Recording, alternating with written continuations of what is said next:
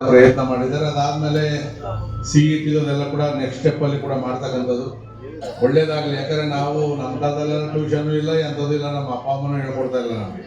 ಜೋರಾಗಿ ಓದ್ಕೊ ಅನ್ನೋರು ಓದ್ಕೊಂತ ಇದ್ವಿ ಅಷ್ಟೇ, ಕೇಳ್ಸಂಗೆ ಅವ್ರು ಕೇಳಿಸ್ಲಿ ಅಂತ, ನಮ್ಮ ತಲೆಗೆ ಹತ್ತಲಿ ಅಂತಲ್ಲ ಅದೆಲ್ಲ ಕೂಡ. ಆದರೆ ಇವತ್ತು ಮಕ್ಕಳು ಬಹಳ ಫಾಸ್ಟ್ ಆಗಿದ್ದಾರೆ.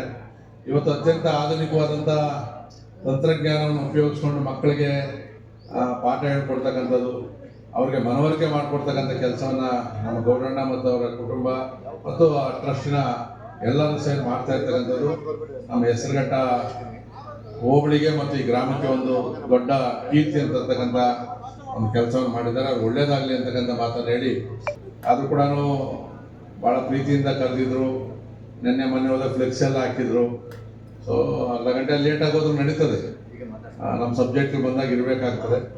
ಅದು ಒಂಥರ ಸ್ಕೂಲ್ ರೀತಿಯಲ್ಲಿ ನಾವು ಕೂಡ ಅಸೆಂಬ್ಲಿ ಅಂತಕ್ಕಂಥದ್ದು ಮಕ್ಕಳೆಲ್ಲ ಬರ್ತಾರೆ ನೋಡೋಕ್ಕೆ. ಒಂದ್ಸರಿ ಕರ್ಕಂಬ ನೋಡೋಣ ನಿಮ್ಮ ಸ್ಕೂಲ್ ಮಕ್ಕಳು PS ಈ ಥರ ಮಾಡಿಕೊಂಡು ಮುಂದುವರಿಸುವಂಥ ಕೆಲಸ ಮಾಡಲಿ ಅಂತಕ್ಕಂಥ ಮಾತನ್ನು ಹೇಳಿ ನನ್ನ ಮಾತು ವಿರಾಮ ಕೊಡ್ತೀನಿ. ಜೈ ಹಿಂದ್.